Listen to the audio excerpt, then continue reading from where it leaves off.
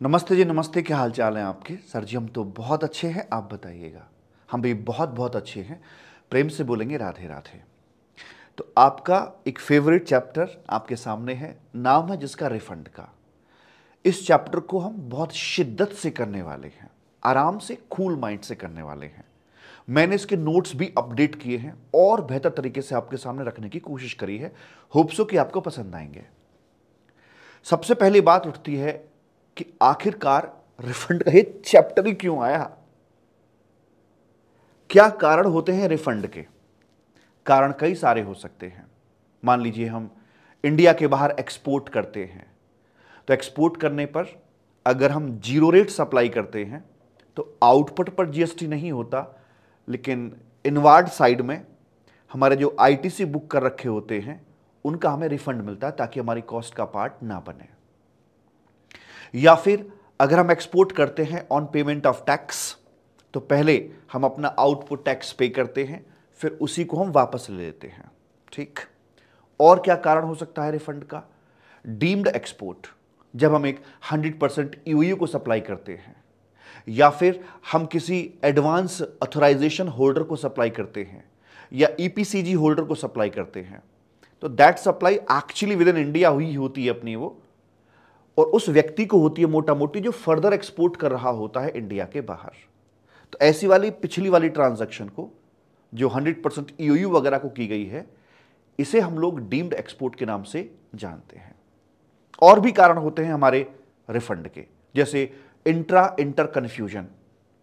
पे करना था इंटरस्टेट मानते हुए आईजीएसटी, और पे कर दिया सीजीएसटी एसजीएसटी। तो जो गलत पे कर दिया है उसका रिफंड मिलेगा, और जो सही पे करना चाहिए था वो पे करना ही पड़ेगा। हालांकि पहले सरकार पे करवाती है और पे हो जाने के बाद में फिर जो गलती से पे कर दिया था उसको रिफंड दे देती है। और भी कई सारे कारण हो सकते हैं रिफंड के। शुरू में प्रोविजनल असेसमेंट कराया, लेटर ऑन उसका फाइनलाइजेशन होता है, और फाइनलाइजेशन पर एडजस्टमेंट के बाद आपका कुछ रिफंड बनता है। प्रोविजनली आपने ज्यादा पे कर दिया था, फाइनलाइज कम पर हुआ है, एक ये भी कारण बनता है। कभी कभी बाय मिस्टेक एक्सेस हम टैक्स का पेमेंट कर देते हैं, उस वजह से भी हमारा रिफंड बनता है। कभी कभी हम ई कैश लेजर नाम के वॉलेट के अंदर पैसा अपना ज्यादा जमा कर देते हैं और उसे वापस निकालने की कोशिश करते हैं, तो वहां पर भी हमारा ये रिफंड बनता है फ्रॉम द डिपार्टमेंट। अन्य कारण भी हो सकते हैं, कोई रेट्रोस्पेक्टिव एग्जम्पशन आ सकते हैं जिसकी वजह से हमारा रिफंड बन सकता है, कोई कोर्ट की जजमेंट आ सकती है जिसके चक्कर में हमारा रिफंड बन सकता है। राइट? Yes sir. हमने एसईजेड को सप्लाई किया, यह भी अपना जीरो रेट के इक्विवेलेंट ही कंसिडर किया जाता है, और यहां पर भी हमारे रिफंड्स की बातें करी जाती हैं। ठीक, लिखा है यहां पर जीरो रेट हो गया, डीम्ड एक्सपोर्ट, एक आईटीआरएस ये तो रह गया, इन्वर्टेड टैक्स रेट स्ट्रक्चर। लड़के की हाइट 5 फीट 2 इंच और लड़की की हाइट 5 फीट 8 इंच, जोड़ी कुछ जमेगी नहीं। रिवर्स हो तो एक बार को फिर भी देखा जाए, लेकिन लड़का इतना सा, लड़की की हाइट, तो देखने वाले यही कहेंगे ये क्या हुआ, कब हुआ। ठीक है, तो यहां पर this is called inverted tax rate structure है ये, और मतलब इनवार्ड साइड में टैक्स का रेट ज्यादा है, आउटवर्ड साइड में टैक्स का रेट कम है।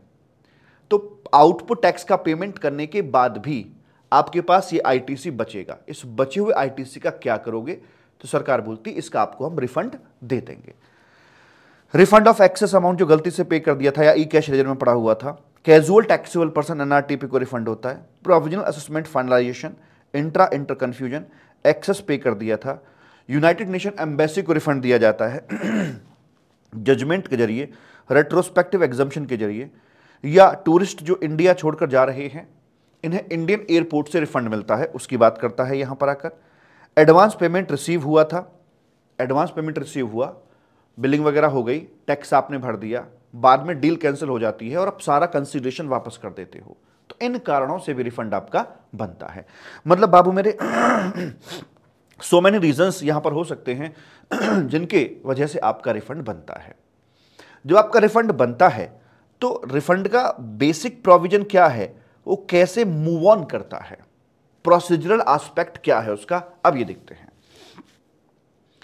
तो जब भी आपको अपना रिफंड क्लेम करना होता है तो आप सबसे पहले फाइल करते हैं RFD01 करके, और ये फाइल करना होता है within 2 year from the relevant date. यहां से भी क्वेश्चन बनता है, रेलिवेंट डेट से क्वेश्चन बनता है। क्या होती है रेलिवेंट डेट? रेलिवेंट डेट वो डेट होती है जिस दिन आप अपना पैसा सरकार से मांगने के लिए एलिजिबल हो जाते हैं। जैसे मान लीजिए अगर मैं एक्सपोर्ट की बात करूं, इनमें जो जो पॉइंट्स आपको बाय डिफॉल्ट याद रहेंगे या लॉजिकल लगते हैं कि हाँ ठीक है याद रख पाएंगे, ठीक है, जो याद ना रख पाओ उनको मार्क करना।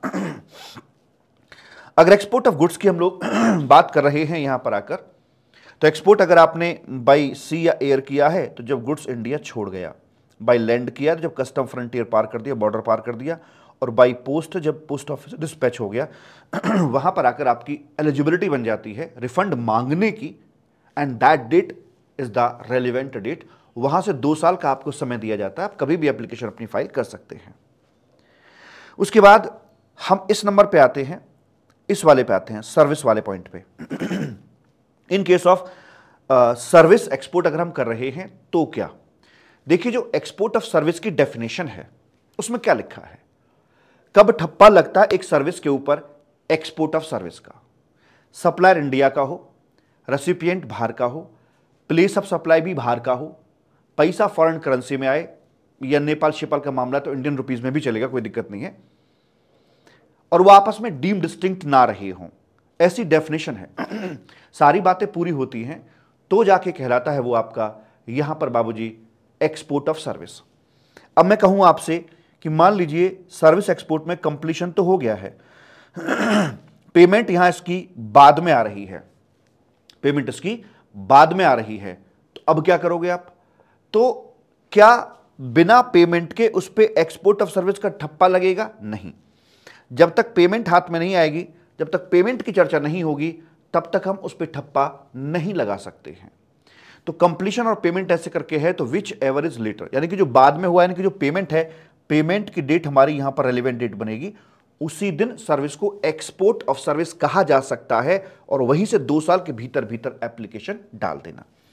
अगर पेमेंट पहले आ गई है, बिलिंग अभी नहीं हुई है, तो भाई पेमेंट अगर आपकी पहले बाबू मेरे यहां पर आ गई है, पेमेंट अगर आपकी पहले आ गई है, तो हो सकता है आपने लोन लिया हो, एक्सपोर्ट ऑफ सर्विस वो हो ही ना, अब क्या करोगे आप? तो कैसे डिफाइन हो क्या रही एक्सपोर्ट ऑफ सर्विस है? तो सर बिलिंग से पता लग जाएगा। तो जब दोनों चीजें आपके हाथ में होंगी तब कहा जाएगा एक्सपोर्ट ऑफ सर्विसेज, मतलब कि विच एवर इज लेटर, और लेटर अगर इसमें इनवॉइस है तो इनवॉइस की जो डेट होगी वो आपके यहां पर आकर एक्सपोर्ट ऑफ सर्विस उस दिन कही जाएगी, और वहां से 2 साल के भीतर भीतर आप अपना पैसा रिफंड क्लेम कर सकते हैं।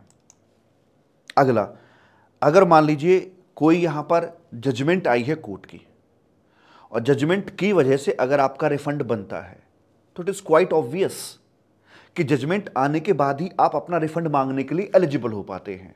तो जजमेंट की date will be the relevant date to claim the refund. अगर इन केस ऑफ ITRS, अभी सच ITRS को छोड़ो अभी जरा, refund claim by other than supplier, supplier की बजाय रेसिपिएंट अगर मान लो रिफंड क्लेम कर रहा है, तो जिस दिन हमने ये ट्रांजैक्शन करी या जिस दिन आपने कुछ चीज खरीदी हमसे, उस दिन, और रिफंड आपको क्लेम करना है, तो आपके ऊपर लोड कब आया? जब मैंने आपको बिलिंग कर दी, जब चीजें आपको मिल जाती हैं, उस दिन आपकी एलिजिबिलिटी बनती है। तो date of receipt of the goods और सर्विसेज अगर आप रिफंड क्लेम कर रहे हैं तो। प्रोविजनल असेसमेंट की हम बात करते हैं, तो जिस दिन फाइनलाइजेशन हो जाता है उस दिन हम एलिजिबल हो पाते हैं अपना डिफरेंशियल अमाउंट रिफंड मांगने के लिए, वहीं से 2 साल काउंट किए जाएंगे। अदर प्रोविजन की बात करते हैं, जैसे मान लीजिए अगर ज़्यादा पेमेंट कर दिया है तो जिस दिन ज़्यादा पेमेंट किया उस दिन आपको अपना पैसा मांगने का अधिकार मिल जाता है। इंटर कन्फ्यूजन में आपने देना भी है, जो आपने देना चाहिए था और नहीं दिया वो देना है, और देने के बाद जो गलत दे चुके हो उसका आपने रिफंड क्लेम करना है। तो इसके लिए एलिजिबिलिटी कब आएगी आपकी? जब आप जो सही वाला देना चाहिए था वो पे कर दोगे, उसके बाद आपको मांगने का राइट मिलता है। तो जिस दिन करेक्टली पेमेंट कर दिया उस दिन की बात करेंगे। जहां तक मुझे समझ में आती है ये बातें आपको याद रहेंगी। आपको अगर भूल भुलैया पड़ेगी तो इन 3 पॉइंट्स में भूल भुलैया पड़ती है मालिक। ये जो 3 पॉइंट्स आप देख रहे हैं, एक ये वाला, एक ये वाला और एक आपका ये वाला, ठीक है, ये परेशान कर सकते हैं आपको। डेट ऑफ सप्लाई अगर हम करते हैं SEZ को, which is equivalent to your zero rate supply, तो due date of filing of return, due date DD, DD बड़ी DD, क्योंकि और कोई हमारे पास ऑप्शन था नहीं यहां पर।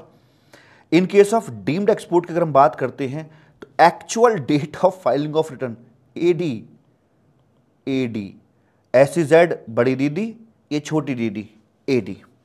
और ये क्या है, in case of ITC refund ITRS due date, oh ये भी अपना ड्यू डेट पर आते हैं। तो SEZ और ITRS बाबू मेरे याद रखना, क्वेश्चन यहीं से बनता है जहां पता है कि बच्चा थोड़ा कंफ्यूज हो सकता है और एग्जामिनेशन हॉल में कंफ्यूजन थोड़ी ज्यादा रहती है। तो ITRS और SEZ बड़ी दीदी हैं और डीम्ड एक्सपोर्ट छोटी दीदी, वहां पर actual date of filing of return अपनी कंसिडर करी जाती है। Return filed by whom, refund filed by supplier, refund filed by supplier, ध्यान रखना यहां से भी क्वेश्चन बना सकता है, क्योंकि डीम्ड एक्सपोर्ट वाले मसले में सप्लायर भी बेनिफिट क्लेम कर सकता है और रेसिपिएंट भी बेनिफिट क्लेम कर सकता है। तो ये जो रेलेवेंट डेट बताई जा रही है, बेनिफिट कोई भी क्लेम करे, आपकी ड्यू डेट यही रहेगी, ऑलवेज यही रहेगी जिस दिन सप्लायर ने अपनी एक्चुअल में रिटर्न फाइल कर दी है। तो मतलब इन तीनों में जो खतरनाक वाले पॉइंट थे, रिटर्न फाइलिंग की डेट को पकड़ा है, दो में ड्यू डेट को पकड़ा है और एक के अंदर एक्चुअल डेट को यहां पर पकड़ा है। तो here is the relevant date. With supportive document आप अपना यहां पर ये फाइल कर देते हैं साहब। अच्छा जी, उसके बाद क्या होगा, आपकी RFD 01 GST पोर्टल पर जाकर आपने फाइल कर दिया है। अब उसका सबसे पहले होगा acknowledgement. The application shall be processed या fund actually credited within 60 days from the date of receipt of application, यानी ARN डेट।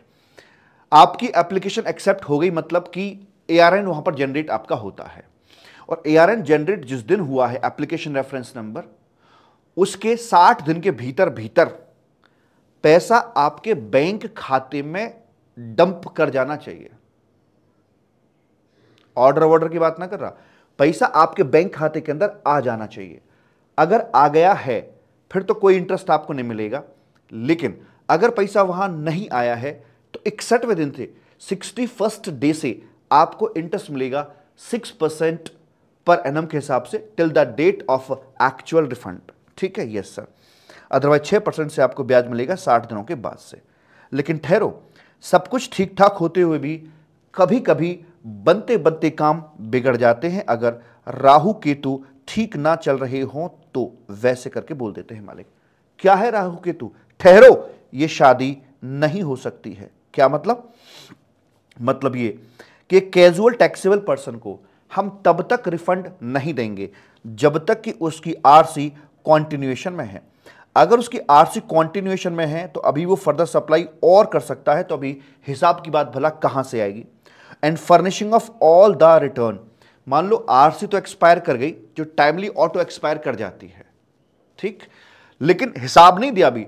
अरे भाई, जब तक हिसाब बना के नहीं दोगे कि कितना रिफंड बना, क्या है, कैसे है, हमें पता कैसे चलेगा? आपको नहीं पता लग पाएगा। और वैसे मैं बता दूं कैजुअल टैक्सेबल पर्सन वगैरह के लिए ना, आपको RFD 01 फाइल नहीं करना होता है। ये रिटर्न बेस्ड, क्या रिटर्न बेस्ड रिफंड आपको दिए जाते हैं। जो हिसाब बनाकर आप देते हो 3B के अंदर, उसके हिसाब से आपको दिया जाता है। रिफंड अमाउंट में बी विदहेल्ड, आपके रिफंड को रोका जा सकता है या फिर एडजस्ट किया जा सकता है। किन किन हालातों में? ये नॉर्मल प्रोविजन हो गया अपना। हैज नॉट फर्निश्ड रिटर्न, आपने कोई जो हिसाब बनता था वो हिसाब नहीं दिया है, तो भैया ये ऐसे हो जाएगा। Any payment unpaid under GST law या पुराना लॉ जो सेंट्रल एक्साइज वगैरह था, उसके कुछ ड्यूज बकाया हैं। हालांकि अब तो खैर पुराने ड्यूज की बात लगभग सी खत्म हो ली आपकी। तो अगर आपने मान लीजिए हिस्सा नहीं दिया है, या हिसाब नहीं दिया है, तो हम आपको भला रिफंड कैसे दे दें? हिसाब से क्या होता है, पता लगता है एग्जैक्टली आपको देना कितना बनता था, तभी तो देखेंगे कि आपने कम दिया कि ज्यादा दिया है। हिसाब या हिस्सा नहीं दिया तो आपके रिफंड को विदहेल्ड कर देंगे या एडजस्ट कर देंगे। या फिर एक डिमांड ऑर्डर बना था जिसकी वजह से, मतलब एक ऑर्डर तैयार किया गया था, रिफंड ऑर्डर आपके लिए बना था कोई, जिसमें आपको रिफंड मिलना था, लेकिन डिपार्टमेंट उसके अगेंस्ट अपील में जाने की बात कर रहा है, तो फॉर द टाइम बीइंग आपके इस रिफंड को रोक देंगे, एडजस्ट कर देंगे। या विदहेल्ड कर देंगे। मैं अपना बताऊं, मेरा एक केस चल रहा था, इनकम टैक्स की बता रहा हूं, सेम प्रोविजन इनकम टैक्स के अंदर भी है। तो मेरा कुछ रिफंड बनना था जो ईयरली नॉर्मली बनते हैं, लेकिन चूंकि मेरा केस चल रहा था और वहां पर बात आगे तक चल रही थी, तो उन्होंने मेरा 8 लाख रुपए का रिफंड एक रोक रखा है। वो कह रहे अभी नहीं, अभी बात नहीं कर रहे, बाद में बात करेंगे आपसे। आप डबल बेनिफिट नहीं ले सकते हो अगर आपने कस्टम्स के मुताबिक ड्यूटी ड्रॉबैक वगैरह क्लेम कर लिया है या आईजीएसटी एक्ट के मुताबिक आईजीएसटी रिफंड क्लेम कर रहे हैं, तो आप भाई फिर डबल नहीं कर सकते हैं। तो कॉमन सेंस की बात है, उसमें कोई नई बात नहीं है। आपको आईटीज का रिफंड सिर्फ 2 सिचुएशन मिलता है, तीसरी कोई ऐसी सिचुएशन बनी नहीं जो आपको आईटीसी का रिफंड दिलवाए। व्हाटएवर मे हैपन, कुछ भी हो जाए, इन 2 के अलावा आपको नहीं मिलेगा। एक 0 रेट सप्लाई और दूसरी है आपकी आईटीआरएस पोजीशन। ठीक सर, अगर आप जो एक्सपोर्ट कर रहे हो उस पर एक्सपोर्ट ड्यूटी बनती है, तो एक्सपोर्ट ड्यूटी सरकार बेसिकली कब लगाती है मैं आपको बताऊं, ये बाबू मेरे तब लगाती है जब किसी के एक्सपोर्ट को डिस्करेज करना होता है। जैसे ऑनियन हो गया, प्याज हो गया, तो उसके एक्सपोर्ट को सरकार डिस्करेज करने के लिए क्या करती है, उस पर हैवी एक्सपोर्ट ड्यूटी लगा देती है ताकि सामने वाले कस्टमर को उसकी वायबिलिटी ना आए। तो ऐसे वाले मामलों में तो जहां सरकार खुद उसके एक्सपोर्ट को डिस्करेज कर रही है, तो क्या वो आपको एक्सपोर्ट करने पर खुश होकर रिफंड देगी? The answer is no. तो अगर एक्चुअल में आपको एक्सपोर्ट ड्यूटी पे करनी पड़ रही है तो भैया फिर रिफंड की बात आपसे नहीं करी जाएगी। Export duty is actually to be paid. सिर्फ एक्सपोर्ट ड्यूटी का रेट दे रखा है 10% का, बट एग्जम्पशन नोटिफिकेशन के जरिए एग्जेम्प्ट कर रखी है, तो प्रैक्टिकली आपको एक्सपोर्ट ड्यूटी पे ही नहीं करनी पड़ी। तो क्या आपका रिफंड वगैरह आपको असर आएगा? नहीं सर, कोई असर नहीं आएगा, फिर तो वो मिलेगा आपको। कोई एक्चुअल में आपको भरनी पड़ रही हो एक्सपोर्ट ड्यूटी, वहां पर आपको रिफंड्स वगैरह की बातें नहीं करी जाएंगी। अगर आपका जो रिफंडेबल अमाउंट है वो ट्रिपल डिजिट में है, अगर 999 तक भी है तब भी आपको रिफंड नहीं मिलेगा। 4 डिजिट यानी कि 1000 या उससे ऊपर होगा तो ही आपको रिफंड दिया जाएगा।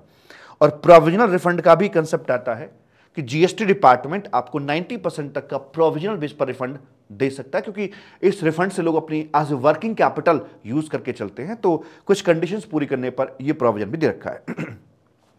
तो जब भी हम रिफंड की बात कर रहे हैं, हमें राहु केतु का, इन अड़चनों का, इन बाधाओं का ध्यान रखना बड़ा जरूरी होता है। ठीक, अगर इनमें हम नहीं फंसते हैं तो यहां से बाहर निकलेंगे और बाहर निकलकर ले लो भैया ले लो, मतलब ऐसे मानो ये इसकी अग्नि परीक्षा है। अगर ये अग्नि परीक्षा में अपना पास हो जाता है तो फिर वैसे करके इसका रिफंड दे दिया जाता है। अब रिफंड किसको दिया जाए? चेन में कई सारे लोग होते हैं, मैन्युफैक्चरर, होलसेलर, रिटेलर, ये वो फलाना ढिमका। तो इन जनरल गवर्नमेंट ये अजम्पशन लेके चलती है कि आप लोगों ने टैक्स का load at the end consumer पर शिफ्ट कर दिया होगा। आईडीटी का नेचर ही यही है कि एक दूसरे पर बॉल को छालते चले जाते हैं और एट द एंड वो बॉल फुटबॉल बनकर कंज्यूमर के हाथों में होती है, एंड लोड उस पे जाके पड़ता है। तो यहां पर कह रहे हैं भाई साहब कि देखिए, हम ये मान के चलते हैं कि आपने उस प्रिंसिपल को फॉलो किया होगा और आपने एंड कंज्यूमर के ऊपर लोड डाल दिया होगा, इसलिए हम तो चले कंज्यूमर वेलफेयर फंड की तरफ और हम उस पैसे को वहीं पर ले जाकर डाल देंगे कंज्यूमर वेलफेयर फंड में, और फिर वहीं से इस पैसे को सरकार अपने तरीके से यूटिलाइज करके चलेगी। तो जो पैसा आप रिफंड का जाता है, ये कुछ गवर्नमेंट ग्रांट देती है, कुछ इस पैसे से कमाई होती है इन्वेस्ट करके। तो जो भी टोटल इनकम आएगी वो यहां पर अपनी इकट्ठी हो जाती है, स्टोर हो जाती है, और फिर सरकार अपने तरीके से कंज्यूमर वेलफेयर फंड जो है बाबू उसको यूटिलाइज करके चलते हैं। लेकिन अगर यहां जब हम लेकर जाते हैं कि भाई कंज्यूमर वेलफेयर फंड में, इसमें एक ऑप्शन, एक रास्ता इधर भी निकलता है ऐसे करके कि हाँ ठहरो, अगर आपको लगता है कि ये लोड कंज्यूमर को वो शिफ्ट नहीं हुआ है, ये पैसा आपकी अपनी पॉकेट का है, तो आप आइए, सिद्ध कीजिए और ले जाइए भैया अपना पैसा, हमें कोई दिक्कत वाली बात इसमें नहीं है। किन किन हालातों के अंदर रिफंड का पैसा यहां पर दिया जाएगा, एप्लीकेंट को दिया जाएगा? तो मोटी बात तो यही है कि जब लोड एप्लीकेंट पे पड़ रहा होगा तो मिलेगा, अदरवाइज कंज्यूमर वेलफेयर फंड में जाएगा।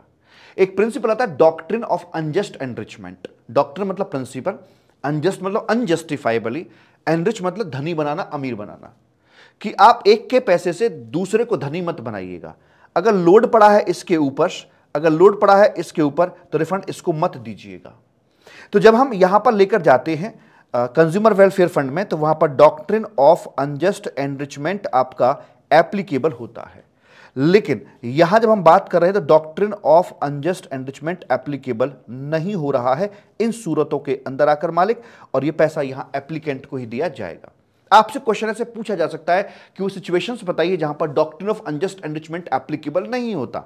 वो एप्लीकेबल होने का मतलब वो कंज्यूमर वेलफेयर फंड के लिए एक ये मानो ब्रह्मास्त्र सौगात है, उनका एक भगवान है, वो उनको पैसा दिलवाता है वहां पर जाकर। पहला है refund of zero rate supply.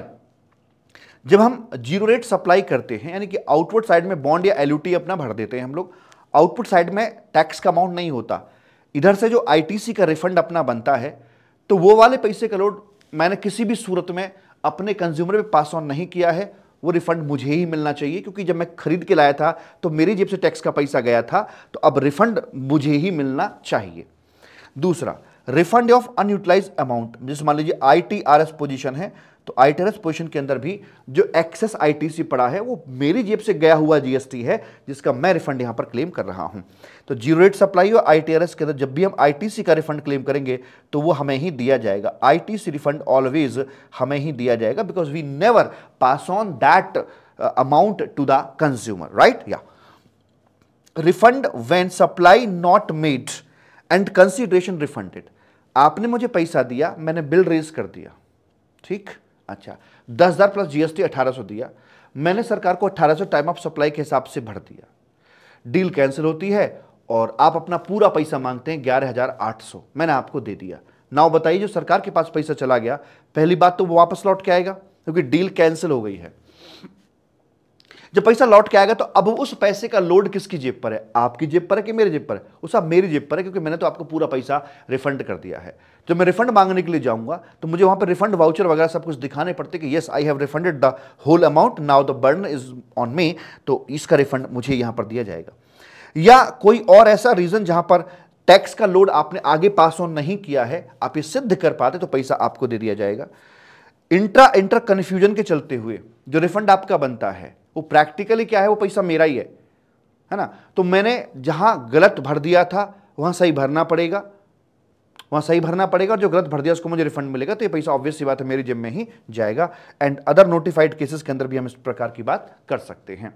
तो क्या देखा, आईटीसी का रिफंड देखा, या जब लोड आगे पास ऑन नहीं किया तब देखा, या डील आप कैंसिल हुई उसके चक्कर में कुछ ऐसा रिफंड बना, या इंटर कन्फ्यूजन से बना। 4 पॉइंट ये आपसे पूछे जा सकते हैं एक छोटा सा थ्योरी क्वेश्चन बनाकर, राइट बेबी, यस सर।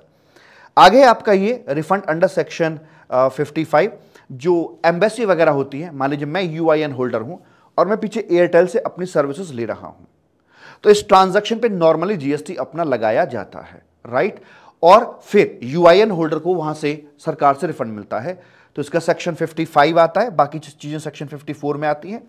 तो वहां पर मैं 2 साल के भीतर अपनी एप्लीकेशन डाल सकता हूं from the quarter ending in which supply was receive. जब सप्लाई रिसीव करी थी हमने उसके क्वार्टर एंड के बाद में अपना डाल सकता हूं 2 साल के भीतर, राइट बेबी, यस सर। आगे कुछ छुटपुट नोट्स और यहां पर आपके दिए हुए हैं। क्या, रिफंड टू हुम। पहली बात, रिफंड किसको मिलेगा? जिसने जितना दर्द सहा है उतना चैन भी पाया है, और चलो बुलावा आया है और माता ने बुलाया है। जिसने टैक्स का लोड सहा है, चाहे वो कंज्यूमर हो, चाहे वो मिडलमैन हो, चाहे वो मैं हूं, जिसने भी टैक्स लोड सहा है, रिफंड का पैसा उसी व्यक्ति को दिया जाएगा। आगे बात करते हैं एप्लीकेशन। रिफंड जो होता है आपका वो RFD 01 के तहत ही आपका क्लेम किया जाता है, लेकिन कैजुअल टैक्सेबल पर्सन और NRTP जो होते हैं, ये 3B जो रिटर्न अपनी फाइल होती है, रिटर्न के जरिए अपना रिफंड क्लेम करके चलते हैं। एक बीच में बता दूं, ई कैश लेजर से अगर आपको रिफंड क्लेम करना हो वो भी RFD 01 के थ्रू ही किया जाएगा। पहले कभी पुराने समय के अंदर ई कैश लेजर से रिफंड हम बिना RFD 01 के ही अपना लिया करते थे, लेकिन अब ऐसा नहीं है।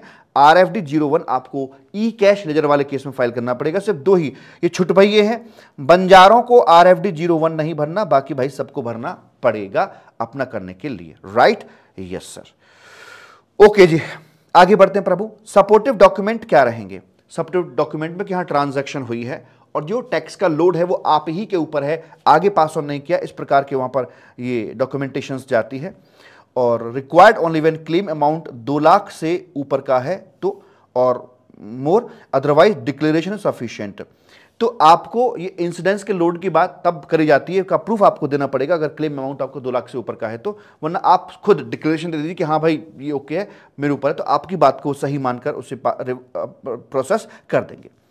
रिवर्सल ऑफ आईटीसी क्या होता है? जैसे मान लीजिए भाई मुझे अपने आईटीसी का रिफंड क्लेम करना था, अगर मैं बैलेंस शीट पे नजर डालूं टी वाली पे तो मेरा आईटीसी बैलेंस यहां पर होता है, ठीक है। अब सपोज करो 10,000 का है ये, तो जब मैं इसको लाइक RFD 01 इसका मैं फाइल करता हूं तो मतलब मैं इसे कैश में रिफंड मांग रहा हूं। इस एसेट को जो आईटीसी की फॉर्म में है कैश फॉर्म में कन्वर्ट करना चाहता हूं कि मुझे यहां पर मिल जाए। अगर मैं यहां पर लाना चाहता हूं तो ऑब्वियस सी बात है मुझे पहले हटाना पड़ेगा ना, ये थोड़ा ना कि आईटीसी भी बनाए रखूं कैश भी ले लूं, ऐसा तो नहीं होगा, तो मुझे यहां से हटाना पड़ेगा। और ये कब हटाना पड़ता है? जब मैं आईटीसी रिफंड का RFD 01 फाइल कर रहा होता हूं, एट दैट टाइम मुझे इक्विवेलेंट अमाउंट अपने ई क्रेडिट लेजर से रिड्यूस करना होता है। अगर मान लो आपकी एप्लीकेशन वहां से रिजेक्ट हो गई या कोई कमी निकल आई, तो जब कोई एप्लीकेशन में कमी निकलती है तो ऐसा नहीं कि आप सपोर्टिवली कोई डॉक्यूमेंटेशन फाइल करते हो, नहीं, आपको एज ए फ्रेश नए तरीके से फिर से RFD 01 फाइल करना होता है। पर सर पहली वाली जो मैंने RFD 01 फाइल किया था उस समय ये जो रिवर्सल कर दिया इसका क्या? कोई बात नहीं, जब RFD शुरू में 01 गया आपने अपना ITC रिवर्स किया, जब आपकी एप्लीकेशन रिजेक्ट हो गई तो आपका ITC फिर से आपको मिल जाएगा, फिर अगेन आप RFD 01 फाइल करेंगे तो फिर आपको वो रिवर्स करना वहां पर पड़ेगा। मतलब एक हाथ देना एक हाथ देना, बात खत्म। सीधी सीधी बात ग्रॉस वे में अपनी हम करके चलते हैं। यहां तक की बातें सर ठीक है, कोई दिक्कत वाली बात नहीं है। अब बढ़ते हैं हम लोग आगे की तरफ। अब 1 बाय 1 चीजों को देखकर चलते हैं। सबसे पहले आपका यहां पर आता है जीरो रेटेड सप्लाई। तो पहली बात ये कि हम जीरो रेट सप्लाई कहते किसे हैं, क्योंकि यहां जो कहा जा रहा है कि भाई एक्सपोर्ट टू अब्रॉड और सप्लाई टू SEZ यूनिट या उसके डेवलपर को, this is called zero rate supply. ठीक है जी। अब जो जीरो रेट सप्लाई है वो 2 तरीके से करी जा सकती है, चाहे गुड सर्विस इंडिया के बाहर भेजना हो या SEZ को सप्लाई करना हो। 2 तरीके कैसे कैसे हैं? एक है आपका अंडर बॉन्ड या LUT लेटर ऑफ अंडरटेकिंग, एक है ऑन पेमेंट ऑफ GST। ठीक, कोई दिक्कत नहीं है जी। हम पहले बात करते हैं अंडर बॉन्ड या LUT में। देखो ऑब्वियस सी बात है यार, जब हम एक्सपोर्ट करेंगे अंडर बॉन्ड या LUT तो यहां पर हमें एक बैंक गारंटी देनी होती है, LUT के साथ हमें कोई बैंक गारंटी नहीं देनी होती है। ठीक है जी। और फाइनली यहां पर आपका इस पॉइंट पर GST नहीं लगाया जाता है, उसका मुंह बंद कर दिया हमने बॉन्ड या LUT से। लेकिन चूंकि एक जीरो रेट सप्लाई है, हमें इधर साइड में आके अंडर सेक्शन 16 हमें इसका ITC वगैरह सारे कुछ अवेलेबल हो जाते हैं। अब सरकार इस ITC को रिफंड करने की बात कर रही है, क्योंकि अगर रिफंड नहीं किया तो ultimately at the end of the day मैं इसे राइट ऑफ करूंगा, मेरी कॉस्ट बढ़ेंगी। बिना बात की कॉस्ट बढ़ेंगी तो इनडायरेक्टली ही सही इंडियन टैक्स ओवरसीज कस्टमर के ऊपर लोड डाल देगा। इंटरनेशनल मंडी में हमारे गुड सर्विस महंगे हो जाएंगे, जो हम नहीं चाहते। इस वजह से सरकार इनका रिफंड हमें देती है। रिफंड दिया जाता है फॉर्मूला बेस्ड। कैसे रे? फॉर्मूला बेस्ड आपका रिफंड दिया जाता है और 89(4) के अंदर इसका फॉर्मूला दिया हुआ है कि जो भी आपका ITC है वो जो भी आपका ITC है वो और into export turnover divided by total turnover, ET divide by TT ऐसे लिया जाता है। इनको समझने की जरूरत है। पहले मैं क्लियर कर दूं, जो आपके दिमाग में बार बार चीज घूम रही है वो क्या है। देखिए यहां पर आकर हम अब तक ये किया करते थे कि ये नॉर्मल चीज है हमारी, और ये हमारा निचला वाला डेटा ब्लू वाला मान लीजिए डीम्ड एक्सपोर्ट का डेटा है।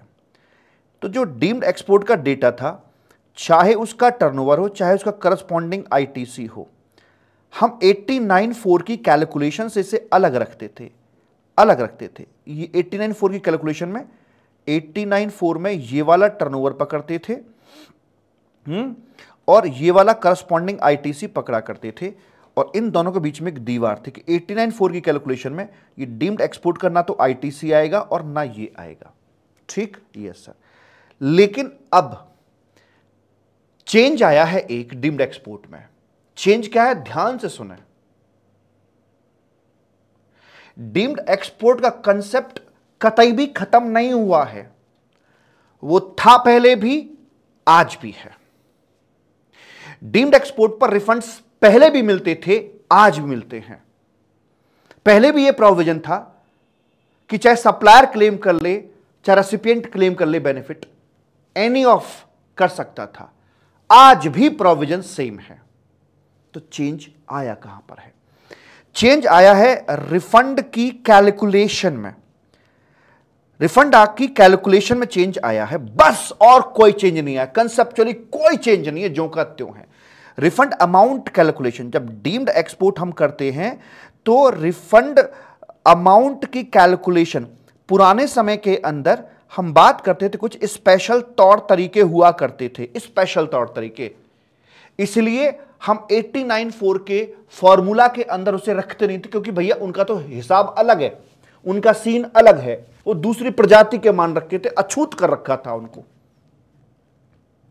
स्पेशल सिस्टम है उनका।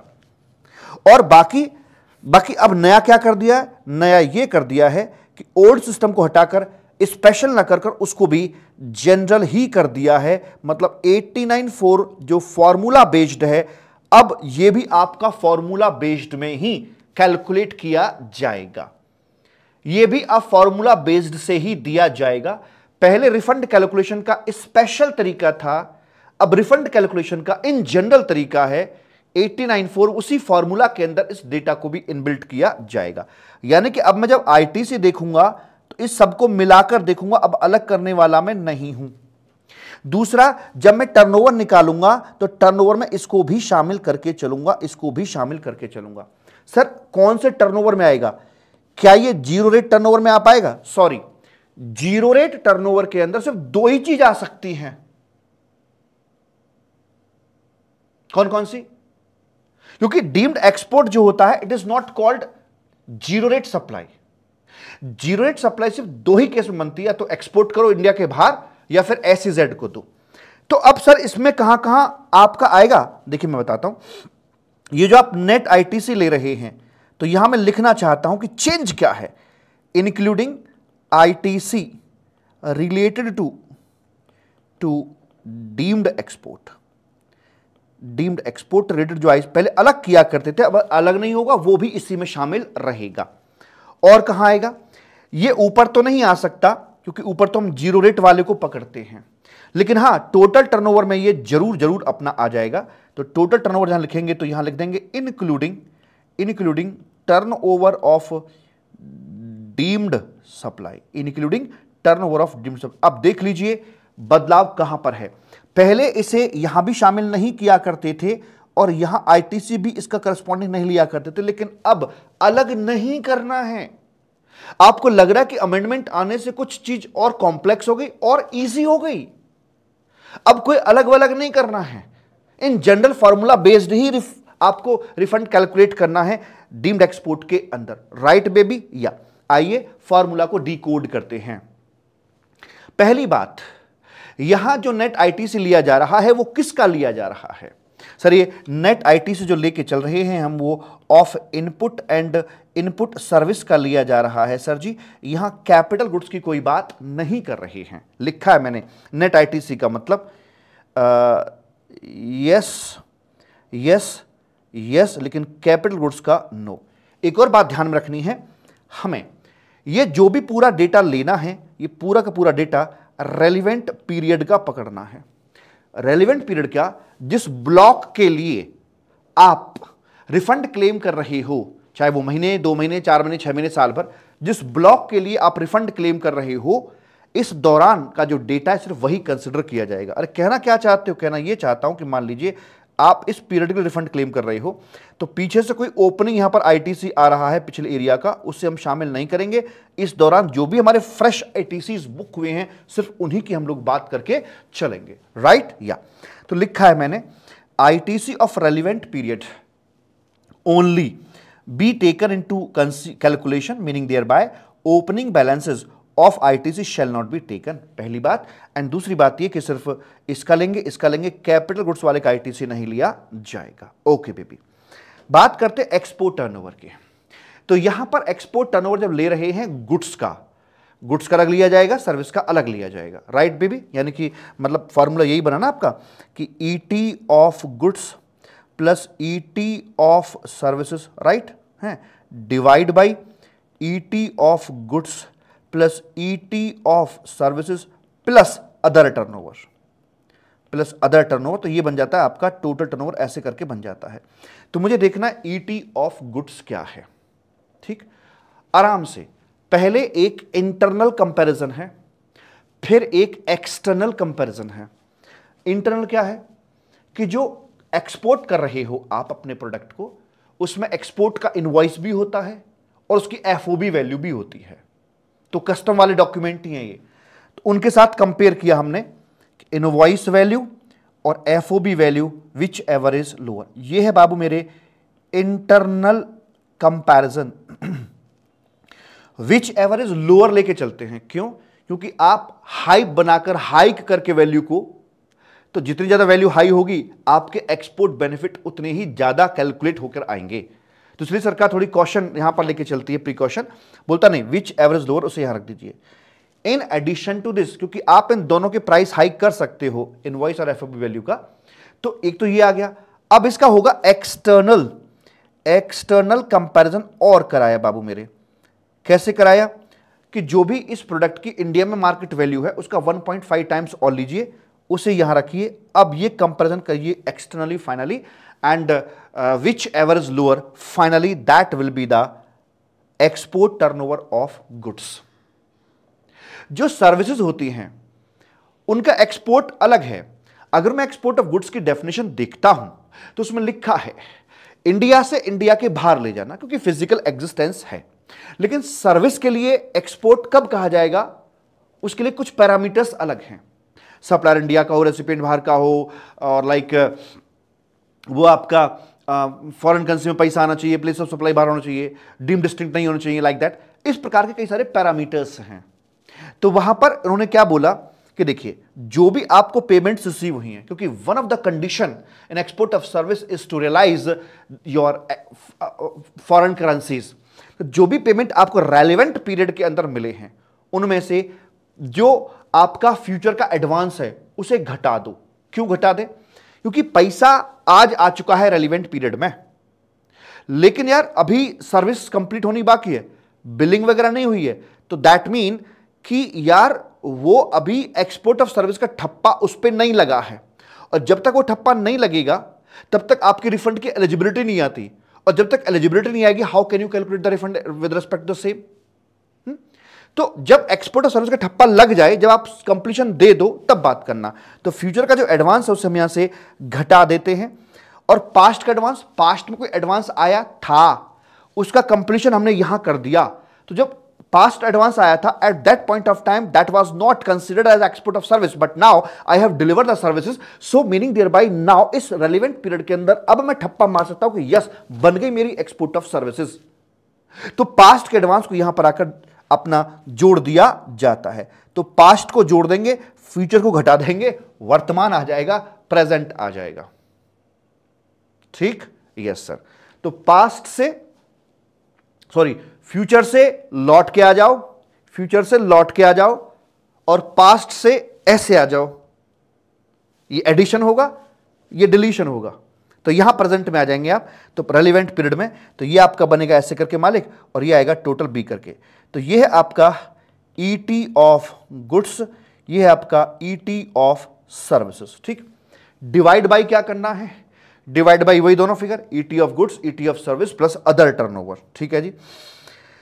तो ये है आपका एडजस्टेड टोटल टर्नओवर। तो इसमें एक आ गया ET of goods, ET of services plus other turnover, आपका ये मालिक यहां पर आ जाता है। अदर टर्नओवर में क्या क्या आएगा, मैं आपसे पूछना चाहता हूं। दरअसल यार मैं आईटीसी को प्रोपोर्शनेट करने की कोशिश कर रहा हूं कि कितना किस में लगा। तो अगर मान लीजिए यहां कोई मेरी एग्जेम्प्टेड सप्लाईज है, क्या उसको भी टोटल टर्नओवर में काउंट करूं? द आंसर इज नो, क्योंकि एग्जेम्प्टेड सप्लाई करस्पॉन्डिंग मैंने आईटीसी लिया ही नहीं होगा। जिसके मैं टुकड़े टुकड़े कर रहा हूं जिन तलवारों से, उसका लोहा इसमें लगा ही नहीं है। एग्जेम्प्टेड टर्नओवर के अगेंस्ट मैंने आईटीसी बुक ही नहीं किया होगा, सो मैं उसको कैसे बेस बनाऊं? फिर उसको नहीं लेंगे सर जी, इसको मना कर दिया गया। ठीक है जी। तो डोमेस्टिक टैक्सेबल सप्लाई जो मेरी है वो आएंगी, यस, उसे करस्पॉन्डिंग आईटी से लिया होगा। बड़ी बात, जो मैंने एक्सपोर्ट कर रखे हैं अंडर जीएसटी पेमेंट, उनके करस्पॉन्डिंग भी आईटी से ले रखा होगा मैंने, वो भी इसमें शामिल होगा, उसे भी यहां पर पकड़ लेंगे। Yes sir, yes sir, yes sir. तो जो आपने एक्सपोर्ट किया है टैक्सेबल गुड्स का एक्सपोर्ट किया है ऑन पेमेंट ऑफ जीएसटी, वो ये आ जाएगा। एक्सपोर्ट किया है एग्जेम्प्टेड गुड सर्विस का, एक्सपोर्ट ऑफ एग्जेम्प्टेड का किया है, तो अगर हम एग्जेम्प्टेड को एक्सपोर्ट करते हैं तो वो भी मेरा अलग ही कैटेगरी में आ जाता है। अगर मैं एग्जेम्प्टेड को एक्सपोर्ट करता हूं तो फिर वो एक्सपोर्ट के इक्विवेलेंट मान लिया जाता है मेरे बच्चा, वो भी आपका यहां पर आकर कंसीडर हो जाएगा।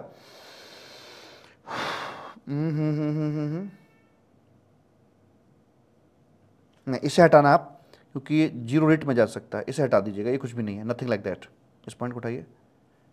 एक्सपोर्ट मेरा टैक्सेबल गुड्स का जो मैंने किया है वो मेरा यहां पर आ जाता है। जो भी मेरी डोमेस्टिक सप्लाईज हैं वो मेरी यहां पर टैक्सेबल की यहां पर आ जाती हैं, और डोमेस्टिक सप्लाई एग्जेम्प्टेड गुड्स की मेरी नहीं आएंगी। डीम्ड एक्सपोर्ट, देखो एक तो यहां आ गया, टोटल टर्नओवर के अंदर डीम्ड एक्सपोर्ट का डेटा पहले अलग किया जाता था, अब ये यहां पर शामिल रहेगा, अलग नहीं किया जाएगा। और फाइनली मालिक, एडजस्टेड जो टोटल टर्नओवर मेरा यहां पर है वो ऐसे निकल के आ जाता है। तो export turnover of goods, export turnover service plus other turnover. Other turnover में एक बात ध्यान रखनी है, अदर टर्नओवर का मतलब वो वाला टर्नओवर जिसके करस्पॉन्डिंग आईटीसी लिया हुआ था, तभी तो आप उसे बेस बना सकते हो, अदरवाइज आप उसे बेस नहीं बना सकते हो। ठीक है जी, ऐसे करके मालिक यहां पर अपनी बात हो जाती है। तो आपने ये जो रिफंड अमाउंट कैलकुलेट किया इस फॉर्मूले की वजह से, this is called formula based refund.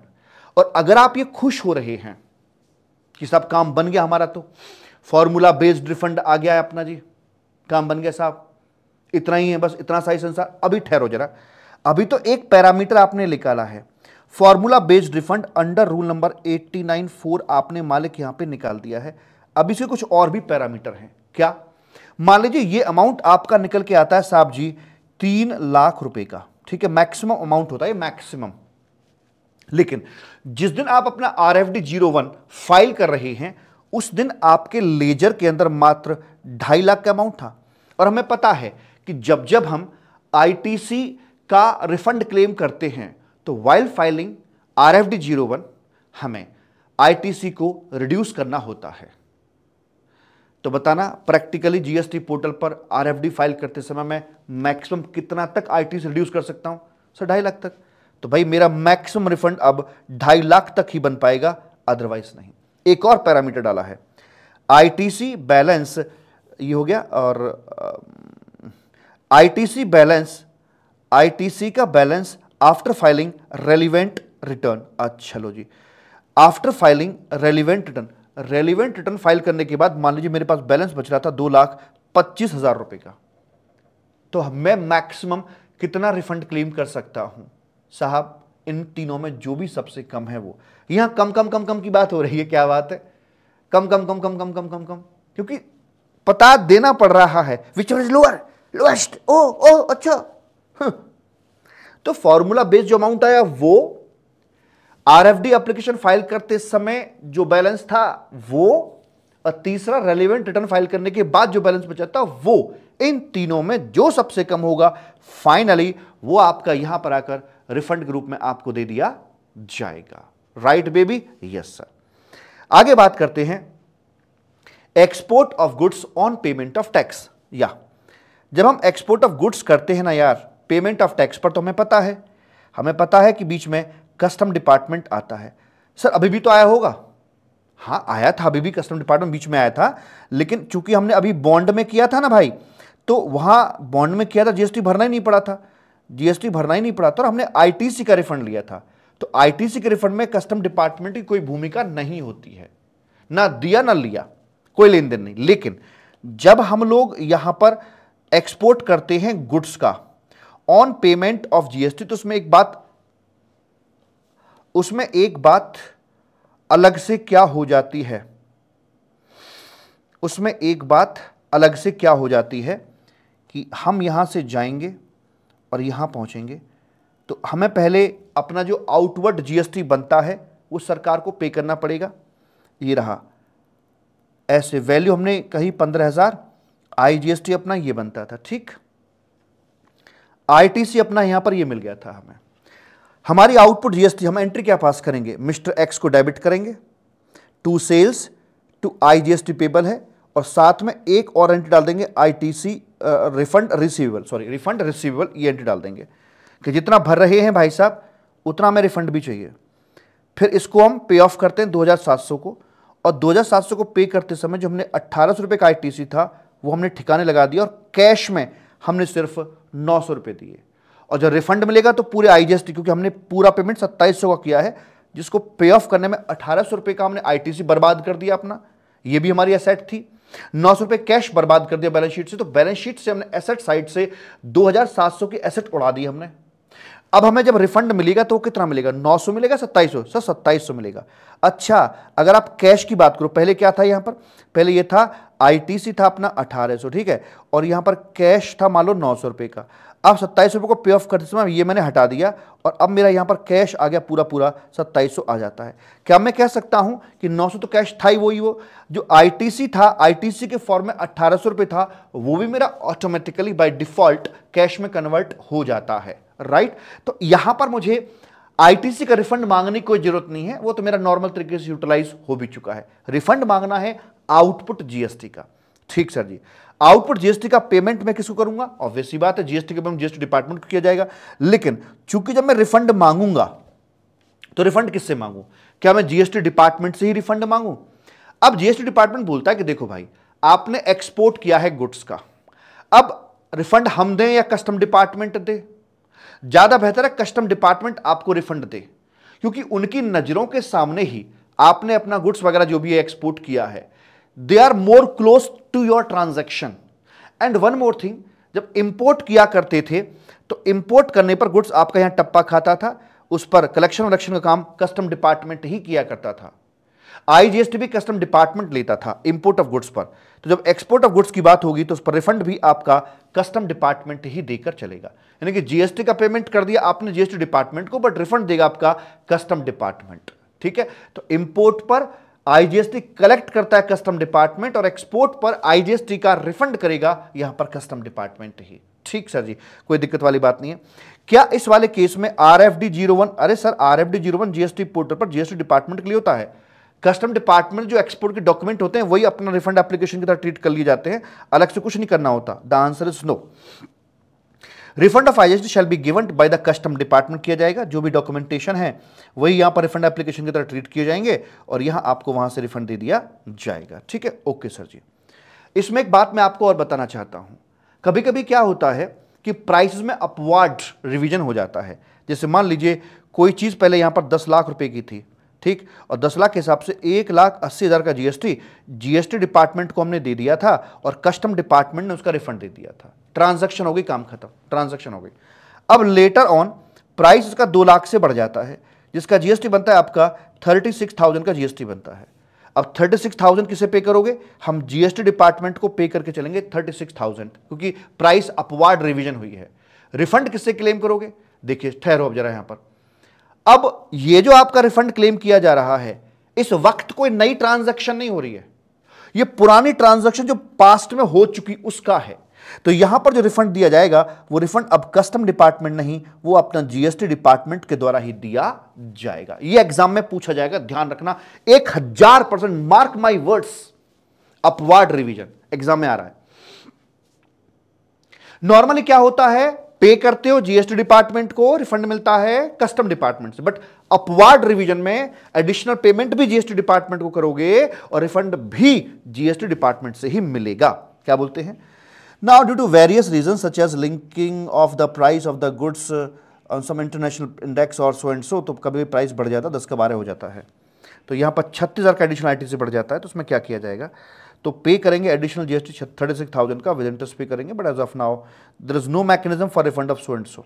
Therefore CGST rule को अमेंड किया गया है और उन्होंने कहा कि हम इसका कुछ करके चलेंगे, तो उसके लिए आपको RFD 01 फाइल करना है। मतलब आपको GST डिपार्टमेंट से ना, RFD 01 फाइल करने का मतलब GST डिपार्टमेंट से रिफंड लेना है।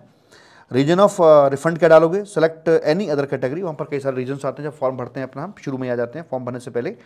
और refund by GST officer not custom officer, ऐसे दिया जाएगा। और टाइम लिमिट क्या रहेगी रिफंड की, जो भी आपकी ओरिजिनल टाइम लिमिट बनती थी उसी फ्रेम के अंदर आपको यहाँ पर रिफंड क्लेम करना होता है 2 साल के भीतर। और कॉशन क्या है, तो यहाँ ठीक से देखा जाएगा कि रिफंड ग्रांट करते समय कि क्या आपने वाकई में जो एडिशनल लायबिलिटी बनती थी वो पे ऑफ कर दी है कि नहीं करी है, उसे करस्पॉन्डिंग आपने दस्तावेज पूरे किए कि नहीं किए, वो चेक करेंगे एंड वैसे करेंगे। सर मान लो सब्सिक्वेंटली अगर डाउनवर्ड चला गया प्राइस, तो आप तो कस्टम डिपार्टमेंट से ज़्यादा लेके बैठे हैं रिफंड, कोई बात नहीं, जो ज़्यादा आ गया वो डिपॉजिट कर देंगे, जो लेना बनता है वो ले लेंगे, बात खत्म कर लेंगे उसको, आगे पीछे क्या दिक्कत वाली बात है। तो ऐसे करके अपनी ये बात करी जाती है मालिक। अब बात करते हैं zero rate supply of services की मालिक। तो वैसी होती है जैसे अपनी शुरुआत दौर में पढ़ी थी हमने, वही तरीके से नॉर्मल तरीके से अपना कर दिया जाएगा। छोटी बात बोली गई है प्रोविजनल रिफंड। प्रोविजनल रिफंड तो ये आपका कस्टम डिपार्टमेंट से नहीं है, जब GST डिपार्टमेंट से आप अपना रिफंड क्लेम कर रहे होते हो तो वहां पर आपको मिल जाता है कुछ कंडीशंस पूरी करने पर। Facilities available all kind of zero rate supply of goods और सर्विस एक्सेप्ट एक्सपोर्ट SEZ।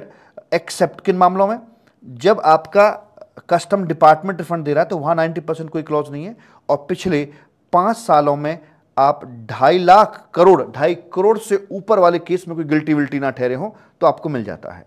ठीक, अगला पॉइंट आया भाई साहब यहां पर आकर, आपका इस पूरे डिस्कशन के अंदर अब तक जो आपके लिए टिपिकल टास्क था वो सिर्फ ये था फॉर्मूला 89.4 का, जो हमने यहां पर अच्छे से देखा किस तरह से काम करके चलना है। अब बाबूजी आता है आपका यहां पर ना डीम्ड एक्सपोर्ट आता है, जरा ध्यान से देखना, मैं फिर से आपको बता दूं डीम्ड एक्सपोर्ट को। ये अपना सप्लायर होता है, ये यहां पर रेसिपिएंट बाबूजी होता है, ठीक, यस सर। यहां से यहां को सप्लाई करी जाती है। ध्यान दें, जब भी सप्लाई होगी तो उसमें यह पहले चेक करना पड़ेगा कि क्या यहां सप्लायर बेनिफिट क्लेम कर रहा है या रेसिपिएंट बेनिफिट क्लेम कर रहा है। मान लो पहले केस के अंदर सप्लायर इसका बेनिफिट क्लेम कर रहा है, तो क्या करेगा, तो वैल्यू डाल दी भाई साहब 1,80,000 रुपये की। और क्या सामने वाले से GST चार्ज करेगा, नहीं। अब वो GST चार्ज नहीं करेगा। 10 लाख की वैल्यू थी, मान लो 10 लाख की वैल्यू थी, और यहां पर आकर अगर वो सप्लायर ही बेनिफिट क्लेम करेगा तो सामने वाले से GST चार्ज करेगा ही नहीं। 10 लाख यहां पर आ जाएगा। क्या करेगा, सप्लायर अपनी पॉकेट से GST सरकार को डिपॉजिट करेगा और फिर यही इसका यहां पर आकर रिफंड भी क्लेम कर लेगा। सिंपल, कोई कलेश नहीं, ठीक है जी। दूसरा, अगर मान लीजिए इसका बेनिफिट रेसिपिएंट क्लेम कर रहा है तो क्या, तो सप्लायर ये रहा, रेसिपिएंट ये रहा। फिर ये नॉर्मल तरीके से, इतना ध्यान रखना, जब भी डीम्ड एक्सपोर्ट की ट्रांजैक्शन होगी सरकार को GST पहले जरूर जाएगा। रिफंड कोई सा भी ले, लेकिन सरकार को GST जरूर जाएगा। यहां पर वैल्यू आती है मान लीजिए अपनी 10 लाख रुपए की, इस पर अब ये GST भी चार्ज करके चलेगा। 1.8 का GST यहां पर आता है, 11.8 की बात हो जाती है। अब ये क्या करेगा, इसको बोला गया था कि भाई आप रिफंड क्लेम कर लीजिए 1.8 का। जब ये अपना 1.8 का रिफंड क्लेम करने के लिए गए तो GST पोर्टल इनसे एक बड़ी अजीब बात करता है। इन्होंने एंट्री पास करी थी अपने यहां पर आकर, purchase account debit, refund receivable debit to bank, ये एंट्री पास इन्होंने करी थी अपने यहां पर आकर। तो जब ये 180 का रिफंड मांगने के लिए जाते तो GST पोर्टल पता क्या बोलता है इनसे, लाओ ITC रिवर्स करो। हैं, अब मैंने ITC लिया कहां है, मैं तो डायरेक्ट रिफंड क्लेम करने के लिए आया हूं, मैंने 180 का कोई भी ITC क्लेम नहीं किया बाबू, ना किया। और तो फिर क्या, फिर मैं रिवर्स की चीज करूं, जो चीज मैंने ली नहीं तो रिवर्स का घंटा करूं मैं। अब बोले भाई लेकिन GST पोर्टल पे तो ये समस्या बनी रही। इन्फोसिस से बात करें, भाई बात तो उसकी ठीक कह रहा है, जब लिया ही नहीं तो रिवर्स क्यों करे ITC को, और ये ITC का रिफंड नहीं मांग रहा है ना, ये तो अपना डायरेक्ट रिफंड क्लेम कर रहा है जो GST पे कर क्या है। ऐसा नहीं कि पहले ये आया, पे किया, फिर ITC बुक किया, फिर बुक करने के बाद रिफंड क्लेम किया ITC, वैसा नहीं कर रहा है, डायरेक्ट क्लेम कर रहा है। इन्फोसिस से बात की, इन्फोसिस ने कहा कि साहब पॉसिबल नहीं है, अगर इसे चेंज करें तो बहुत सारी चीजें चेंज हो जाएंगी, फिर कलेश पड़ जाएगा बहुत क्याड़ा वाला। तो यहां पर एक सर्कुलर डाला गया। सर्कुलर ने बोला कि पहले स्टेप पर आप आईटीसी बुक करो, फिर आप यहां पर आकर रिफंड अपना क्लेम करो। बुक करके रिफंड क्लेम कर लो ताकि कोई दिक्कत ना हो। तो जब रिफंड क्लेम करने के लिए जाएंगे तो वहां पर आईटीसी ऑटोमेटिकली आपसे रिवर्स करवा लेगा। तो आईटीसी बुक किया, आरएफडी फाइल किया, आईटीसी रिवर्स किया और अपना रिफंड की एप्लीकेशन हमारी चली जाती है। लेकिन आप इस आईटीसी को आईटीसी बिल्कुल भी ट्रीट नहीं करेंगे। आप इस आईटीसी को आईटीसी बिल्कुल भी ट्रीट नहीं करेंगे। ये एक टेक्निकल प्रॉब्लम को ओवरकम करने के लिए हमें ऐसा करना पड़ा था कि पहले आईटीसी बुक कर दो, बिकॉज पोर्टल नहीं मान रहा था, पोर्टल नहीं मान रहा था। ठीक, यस सर। तो इस प्रकार की बात यहां पर करी जाती है। सबसे पहली बात, डीम्ड एक्सपोर्ट में अब रिफंड क्लेम करने का कोई अलग स्पेशल तरीका नहीं है। वही फॉर्मूला बेस्ड जैसे बाकियों को दिया जाता है, इसका रिफंड भी वैसे ही कैलकुलेट किया जाएगा, उसी टर्नओवर का पार्ट इससे बनाया जाएगा। आगे बोलते हैं what is deemed export. Define कर रखा है यहां पर आकर, सप्लाई ऑफ गुड्स। यहां पर सर्विसेज की बात नहीं होती, क्वेश्चन यहीं से बनाएगा ये। यहां पर गुड्स की बात हो सकती है बस डीम्ड एक्सपोर्ट के अंदर। By registered person to advance authorisation holder, EPCG holder वगैरह वगैरह, जो आगे फर्दर एक्सपोर्ट करते हैं। ट्रीटमेंट, सिचुएशन नंबर 1, जब सप्लायर बेनिफिट क्लेम करता है तो कैसा सीन बनता है। वेयर सब recipient of goods authorise supplier to take benefit of GST under notification number इतना, then supplier will not charge GST in the bill। Bill में GST चार्ज नहीं करेगा और बिल अमाउंट मान लो ₹1,00,000 का है तो ₹1,00,000 plus nil is equal to 1 lakh. Then supplier pay करेगा अपनी पॉकेट से एंड देन फिर गवर्नमेंट से रिफंड क्लेम कर लेगा, जो मैंने अभी आपको बताया। On the other side recipient पे कोई क्वेश्चन नहीं बनता क्योंकि हमने से GST चार्ज किया ही नहीं, तो उसका रिफंड या आईटीसी का चक्कर नहीं पड़ेगा। Situation number 2, where recipient claim the benefit. अगर वो क्लेम करता है तो क्या, where recipient claim the benefit so and so, then supplier will charge GST 18,000, that is bill इस तरह से तैयार किया जाएगा।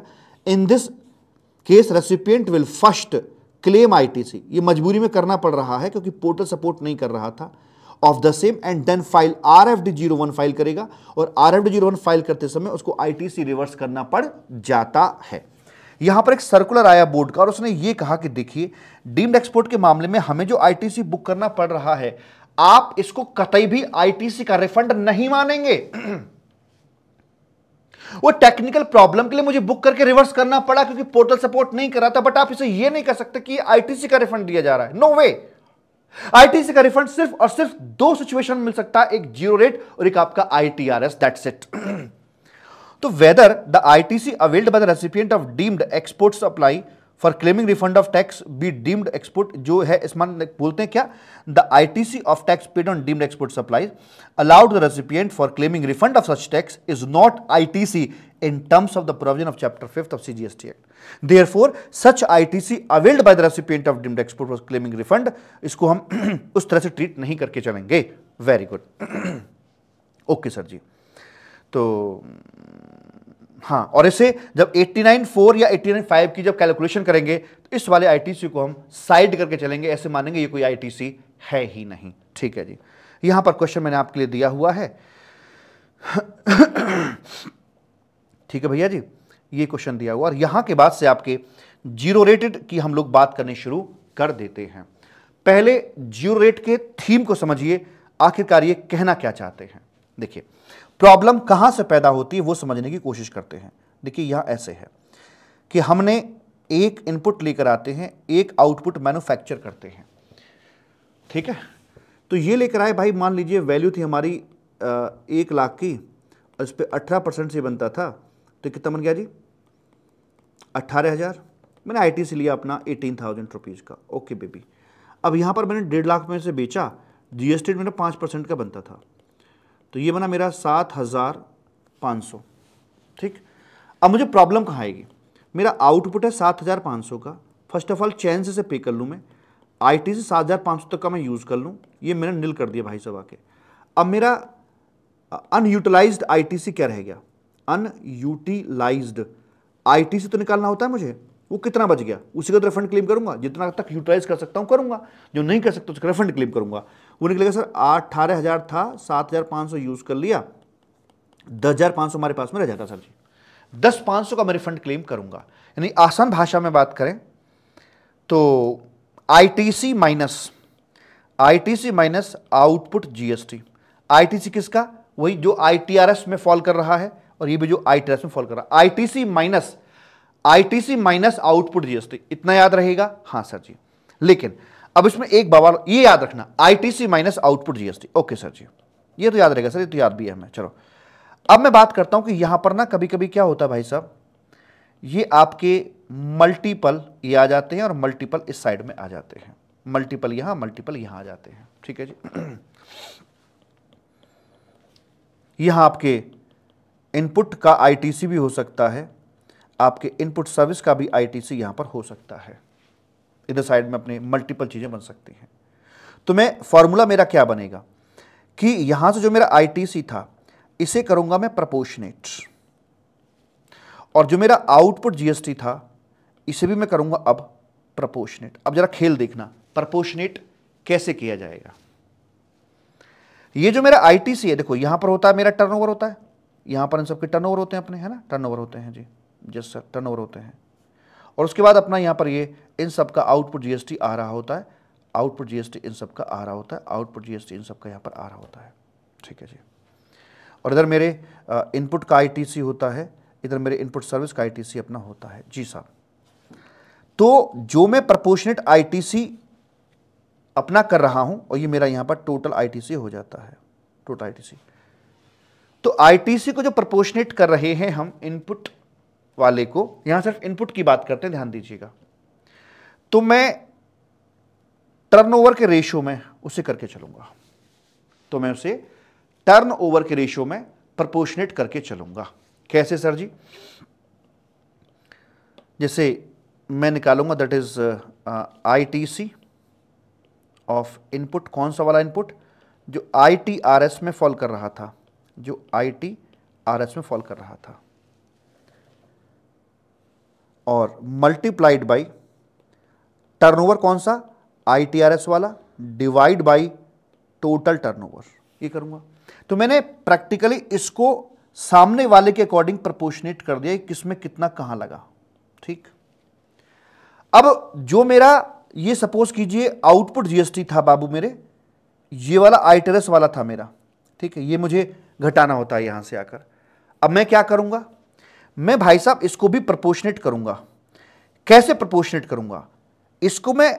अब इसके लिए जो मेरा आईटीसी यूज होगा, क्या सिर्फ ये इनपुट वाला आईटीसी ही यूज होता है? नॉर्मली जब मैं कोई आउटपुट टैक्स लायबिलिटी भरता हूं, पीछे मेरा इनपुट भी है, इनपुट सर्विस भी है, तो नॉर्मली दोनों का, वो तो बोतल में भरा हुआ है, आईटीसी तो लिक्विड की तरह है। तो जब आईटीसी यूज होगा तो क्या ये गारंटी कि इनपुट इनपुट वाला ही होगा? और कौन से लॉ में लिखा कि इनपुट इनपुट वाला होगा? आईटीसी तो नॉर्मल तरीके से यूज किया जाता है। तो मतलब जब मैं इसका पेमेंट करूंगा तो इसमें इनपुट आईटीसी का भी इस्तेमाल हो रहा होगा और इनपुट सर्विस का भी इस्तेमाल हो रहा होगा। तो आसान भाषा में बात करूं तो मुझे ये आउटपुट इसके रेशियो में प्रोपोर्शनेट करना होता। ओह, मतलब आईटीसी प्रोपोर्शनेट करूंगा टर्नओवर रेशियो में, और अपने और अपने और अपने अपने अपने अपने इस वाले आउटपुट जीएसटी को प्रोपोर्शनेट करूंगा इस रेशियो में आकर। अच्छा, इस मतलब ये तो मामला बना दिया सर जी। ये तो पूरा गोला घुमा दिया, यहां से यहां और ये यहां से यहां पर। इस तरह से आपका ये फॉर्मूला यहां पर बन के तैयार होता है। कैसे भला?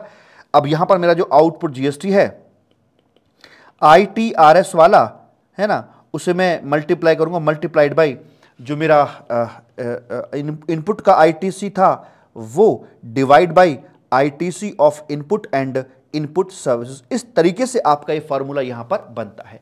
पहली बात क्या निकल के आई? I want to know the unutilised ITC. पहली बात, उसके लिए फॉर्मूला है योर आईटीसी ITRS वाला, your ITC minus output GST आपका ITRS वाला, आईटीसी माइनस आउटपुट जीएसटी। लेकिन जब मल्टीपल चीजें बढ़ जाती हैं तो मैं अपने इसको आईटीसी को प्रोपोर्शनेट करूंगा टर्नओवर के रेशियो में और आउटपुट जीएसटी को प्रोपोर्शनेट करूंगा अपने में इनपुट और इनपुट सर्विसेज के रेशियो में। तब सही से बात निकल के सामने आती है और यहीं से आपका बनता है बाबू मेरे ये फॉर्मूला। कहां है फॉर्मूला रे? ये रहा, net ITC multiplied by turnover of ITRS supply और डिवाइडेड बाई भाई साहब, और डिवाइड, ये रहा डिवाइड बाई, ये रहा आपका डिवाइडेड बाई है भाई साहब जी एडजस्टेड टोटल टर्नओवर, राइट। तो टर्नओवर के रेशियो में प्रोपोर्शनेट कर दिया, टर्नओवर के रेशो में प्रपोर्शनेट कर दिया और इसे आईटीसी के रेशो में प्रपोर्शनेट कर दूंगा। यहां क्या निकला, टैक्स पेबल ऑन, मेरा जो आउटपुट जीएसटी है आईटीआरएस सप्लाई पर वो लिया मैंने यहां पर आकर। एंड बाबू मेरे, इसमें मैंने क्या किया, मल्टीप्लाई यहां पर कर दी, मैंने मल्टीप्लाई यहां पर कर दी, नहीं एक सेकंड, यहां पे पहले मैंने पकड़ा अपना ये रहा टैक्स पेबल पकड़ा जो मेरा बनता था आईटीआरएस का, वो पकड़ा और multiplied by net ITC divided by ITC availed on input and input service. ये जो नेट आईटीसी मतलब इनपुट वाला, जो इनपुट वाला आईटीसी है वो divided by ITC of input and input services, उसमें प्रपोर्शनेट करके मैंने निकाल दिया कि भाई मेरा ये फाइनल यहां पर आकर बनता है। इस प्रकार की मालिक यहां पर बात अपनी कर ली जाती है और प्रेम से बोलेंगे राधे राधे। ठीक राधे? हाँ सर जी एकदम ठीक है और कोनो दिक्कत वाली बात यहां तक नहीं है जी।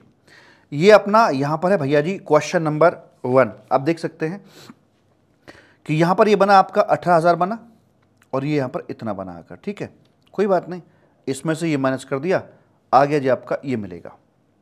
अगले क्वेश्चन देखा हमने, यहाँ मेरा ये बनता था 18% से, ये मेरा यहाँ ये वाला था 5% वाला, कोई बात नहीं मैं इसे अपना करूँगा, प्रपोर्शनेट करूँगा। तो मेरा आईटीसी को प्रपोर्शनेट किया मैंने टर्नओवर रेशो में, क्योंकि पूरा 1,80,000 बन जाता है ये, तो इसको प्रपोर्शनेट कर दिया, ये आ गया मेरा 10,000। और आउटपुट जीएसटी को प्रपोर्शनेट करें सर वो तो वही रहेगा, वो तो मेरा वही रहेगा जो अपना ये 5,000 था आईटीआरएस वाला, तो 5,000 इंटू, अगर मैं, क्योंकि पीछे इनपुट का ही है बस आईटीसी और कोई है ही नहीं, तो वो तो वही रहेगा जो कहते हो, तो उसमें प्रपोर्शनेट करने की जरूरत भी नहीं, बिकॉज पीछे इनपुट सर्विस का आईटीसी नहीं है। ठीक है जी। और क्वेश्चन नंबर 3 पर आए और वहाँ देखा हमने कि भाई ये 5, 18 और इधर 12 है, तो ये ज़्यादा है और ये कम है, तो इसको मैंने हाईलाइट किया यहाँ पर आकर। 385 बनता था जी मेरा यहाँ पर आकर ये, ठीक है। तो मैंने देखा कि मेरा आईटीआरएस क्या बनता है, तो 385 को मैंने पकड़ा, प्रपोर्शनेट किया इसको, 385 इंटू 3,000 डिवाइड बाई 3,000, 385 मेरा यहाँ पर आता है और माइनस कर देंगे आउटपुट जो मेरा आईटीआरएस वाला बनता था, कितना सर वो बनता था अपना यहाँ पर 360 अपना बनता था, उसको माइनस कर दिया, बात बन गई यहाँ पर आकर। अगला क्वेश्चन है जी यहाँ पर आकर ये, ओह इतने सारे हैं, ये 18% है, इससे ऊपर कौन है, ये 28% है, ये मार्किंग में आ गए, एक ये है, एक मार्किंग में यहाँ पर ये है, कोई बात नहीं, मैं इसको प्रपोर्शनेट करूँगा, 7,500 है। आउटपुट में चूंकि टर्नओवर एक ही चीज़ है तो वो इतना ही आ जाएगा, डिवाइड बाई 1,00,000 बाई 1,00,000 ही आ गया। और ये जो 18,000 है, पीछे चूंकि वो इनपुट सर्विस का चक्कर नहीं है पीछे, तो 18 का ज्यों का त्यों आ जाएगा, तो यहाँ प्रैक्टिकली आपको रिफंड मिलने वाला नहीं है। उसके बाद में यहाँ पूछता है कि क्या ये सुविधा ट्रेडर के लिए अवेलेबल है? जी नहीं, ये सिर्फ मैन्युफैक्चरर के लिए ही है, क्योंकि मैन्युफैक्चरिंग वाले केस में ही आपके रेट चेंज हो सकते हैं। जो ट्रेडर आदमी है, मान लीजिए उसने क्या किया कि यहाँ पर जनवरी 2020 में कुछ गुड्स लिया यहाँ पर, उसमें जीएसटी रेट 12% था, अब इसे बेच रहा है, इसकी सेल कर रहा है ये जनवरी 2025 में आकर बाबूजी, और यहाँ पर इसका रेट घटकर हो गया था 5% आ गया था, क्या इसे आईटीआरएस मानेंगे? द आंसर इज नो, ये आईटीआरएस पोजीशन में नहीं आएगा, इसे आईटीआरएस की हम बात नहीं करेंगे। तो यहाँ तक जब तक थी बातें, तब तक हम यही सीना ठोक के बोलते थे कि ट्रेडर लोगों को भाई साहब इस आईटीआरएस की बात हम नहीं करके चलेंगे, it is only for manufacturer. लेकिन बाद में एक सर्कुलर आया और सर्कुलर ने भला क्या बोला यहाँ पर आकर, सर्कुलर ने कहा भाई साहब हमारी बात सुनो सर्कुलर ने कहा भैया जी हमारी बात सुनो यहाँ पर आकर आप, और इसमें जैसे मान लीजिए आप लेकर आते हैं, कोई फैब्रिक लेकर आते हैं और फैब्रिक आपका था यहाँ पर 18% का था, ठीक है, और यहाँ आप बेसिकली ट्रेडर आदमी ही हैं, ट्रेडर ही हैं आप, और आप फैब्रिक को ही सप्लाई कर रहे हैं। एक तो एक कंसेशनल रेट की एक एग्जम्पशन नोटिफिकेशन है, उसमें ये लिखा हुआ है कि अगर आप इसे आर्मी यूनिफॉर्म बनाने के लिए आगे सप्लाई कर रहे हैं तो फिर यहाँ पर कंसेशनल रेट आपको लग जाएगा, आपको 5% यहाँ पे टैक्स भरना पड़ेगा। अगर ऐसी कोई बात यहाँ पर की जाती है मालिक, तो वैसे वाले केस के अंदर इस पोजीशन को भले ही ये ट्रेडर है फिर भी आईटीआरएस का बेनिफिट यहाँ पर दे दिया जाएगा, क्योंकि इसमें इसका कोई फॉल्ट किसी प्रकार का नहीं है। तो ट्रेडर में सिर्फ एक ये सिचुएशन बनती है जहाँ पर आईटीआरएस का बेनिफिट मिल सकता है, अदरवाइज तो हम बेनिफिट की कोई बात नहीं कर सकते। मैंने कंपेयर किया 89.4 को और 89.5 को, इसमें एक लाइन ये काट देना, ये जो लिखा है ये लाइन काट देना, एडजस्टेड टोटल टर्नओवर के नीचे कुछ लिखा है, इसे काट देना एक लाइन को। 89.4 और 5 में क्या है, देखो ये जीरो रेट सप्लाई पे लगता है, ये आपका इन्वर्टेड ITRs पे लगता है। यहां where outward exempted supply is exported then it will be called as zero rate supply बोल दिया जाता है। So benefit is allowed under 89(4) में बेनिफिट मिल जाएगा। Where outward exempted supply, where outward exempted supply is fall under ITRs, where outward exempted supply is fall under ITRs, then benefit of rule 89(5) shall not be allowed। अच्छा जी, तो exempted supply होती तो उसकी हम बात नहीं करेंगे क्योंकि उसकी करस्पॉन्डिंग ITC कोई चर्चा नहीं रही होती है। आगे बोलते हैं नो सच, हाँ यहाँ 89(5) कुछ स्पेसिफाइड प्रोडक्ट के ऊपर अलाउ नहीं किया जाता है, और लेकिन यहाँ पर ऐसी कोई रिस्ट्रिक्शन नहीं है। और दूसरा ये कि 89(5) के अंदर हम इनपुट की बात करते हैं, या इनपुट सर्विस दोनों की बात करी जाती है। दोनों के फॉर्मूला ये अलग अलग हैं यहाँ पर आकर, ठीक है। और वैसे करके, और 89(4) से पहले ये टर्नओवर भी हटाया करते थे एडजस्टेड टू टर्नओवर से, लेकिन अब इसे हटाएंगे नहीं बल्कि इसको हम इंक्लूड रख के चलेंगे। रेलिवेंट पीरियड कुछ भी हो सकता है दोनों के अंदर। रेलिवेंट डेट यहाँ पर बता रखी है, जीरो डेट में क्या होती है, यहाँ पर रिटर्न की ड्यू डेट बनती है ITRs में। और यहाँ अमाउंट आपका कुछ प्रोविजनल रिफंड भी किया जा सकता है, लेकिन यहाँ पर इस तरह का कोई भी प्रोविजन नहीं दे रखा है। अब जो पॉइंट मैंने आपको यहाँ पर एक बार कटवा दिया था फार्मूले के अंदर से, बताइए वो रहेगा या कट जाएगा। देखिए साहब, जब हम लोग यहाँ से बात करते हैं अपनी आकर कि एक्सपोर्ट ऑफ एग्जेम्प्टेड गुड्स या सर्विसेज, एक्सपोर्ट ऑफ गुड्स या सर्विसेज, तो एक्सपोर्ट ऑफ गुड्स या सर्विस करते हैं, इसे इतना काटना बस, ऑन पेमेंट ऑफ GST इसे काटना। एक्सपोर्ट ऑफ गुड्स या सर्विसेज की हम जब बात करते हैं, इसको भी जीरो रेट के अंदर हम कंसिडर कर लेते हैं, इसको भी जीरो रेट के अंदर कंसिडर कर लिया जाता है मालिक। और ये अपना यहाँ पर शामिल अब ये इस तरह से हो जाएगा, ठीक है जी। एंड उसके बाद में फिर चर्चा को बढ़ाते हैं आगे की तरफ, और आगे क्या आएगा, आगे क्या आएगा, आगे क्या आएगा जी, आगे क्या आएगा भैया जी, चलो चलो चलो चलो, कंपैरिजन हो गया। अब तो कुछ भी नहीं है, अब तो कुछ बचा ही नहीं इसके अंदर। Refund from E cash ledger, आपको RFD 01 फाइल करना है बस। आपसे ना तो कोई सवाल पूछा जाएगा कि आप रिफंड क्यों मांग रहे हो, किसका मांग रहे हो, ना कोई टाइम लिमिट, कोई चपड़चू नहीं की जाएगी, चुपचाप आपको आपका रिफंड दे दिया जाएगा, बिकॉज उसमें पड़ा हुआ पैसा जो है वो आपका पैसा है, आपका, ठीक है जी। रिफंड ऑफ एक्सेस पेमेंट, अगर आपने कुछ एक्स्ट्रा पेमेंट कर दिया है तो क्या करेंगे भैया, जो एक्स्ट्रा पेमेंट कर दिया है वो आपको पैसा वापस मिलेगा। कभी कभी क्या होता है कि एक्सेस पेमेंट करने के साथ साथ आप उस पर एक्सेस इंटरेस्ट भी भर देते हैं अगर लेट पेमेंट किया हो तो। कैसे भला, आपने एक्चुअली पे कर दिया बाबूजी इतना इतना, ठीक है, जबकि आपको पे करना चाहिए था इतना इतना, लेकिन लेट पेमेंट हुआ था तो उस पर इंटरेस्ट भी बन गया आपका इतना इतना, जबकि बनना चाहिए था इतना इतना, तो आपको रिफंड मिलेगा 3000 प्लस 3000, और करस्पॉन्डिंग जो एक्सेस इंटरेस्ट भर दिया उसका, तो कुल मिलाकर आपका रिफंड 6600 का फाइल किया जाएगा। और 6600 अगर 60 दिन में आपके खाते में क्रेडिट नहीं हुआ क्रेडिट, तो फिर वैसे वाले केस के अंदर भाई साहब जी हम क्या करेंगे, अगर वो आपके खाते में क्रेडिट नहीं होता है तो फिर 61वें दिन से उस पर ब्याज लगना शुरू हो जाएगा, वैसा बता रखा है। इसके बाद क्या है, रिफंड टू UIN होल्डर, इनका नॉर्मल प्रोविजन मैंने बताया था आपको कि UIN होल्डर को मिलेगा और ये ऑल इंडिया वैलिड रहता है। रिटर्न GSTR 11 में जाती है, क्वार्टरली फ्रीक्वेंसी पे अपना रिफंड क्लेम कर सकते हैं 2 साल के भीतर भीतर फ्रॉम द क्वार्टर एंडिंग से, और बाकी सारे प्रोविजन तो जो के त्यों ही इनके लिए रहने वाले हैं। ये आसान भाषा में इसकी पूरी थ्योरी भी मैंने यहाँ पर आपके लिए दे रखी है, और प्रेम से बोलेंगे भैया जी राधे राधे। आई होप ये बात आपको समझ में आ गई होंगी। 55 के अंदर रिफंड इसका एम्बेसी वाला आ गया, 56 के अंदर इंटरेस्ट है, 61वें दिन से ब्याज लगना शुरू हो जाता है, और फिर आपका कंज्यूमर वेलफेयर फंड में पैसा कहाँ कहाँ से आएगा, और फिर यूटिलाइजेशन ऑफ फंड हम किस प्रकार से अपना यहाँ पर आकर कर सकते हैं, ऐसी बात यहाँ पर करी जाती है। ये था साहब आपका कंप्लीट चैप्टर। आगे थ्योरी में वही सब चीज़ें लिखी हुई हैं जो मैंने आपको ऑलरेडी यहाँ पर पढ़ा दी हैं, तो मैंने सब कुछ आपके लिए इसमें बहुत अच्छे तरीके से कवर करा दिया। फिर भी अगर कोई क्वेरी आपकी बनती है तो आप कॉमेंट सेक्शन में मुझे बताइएगा, मैं उसका सोल्यूशन आपको दे दूंगा। बहुत बहुत धन्यवाद, प्रेम से बोलेंगे राधे राधे। चलो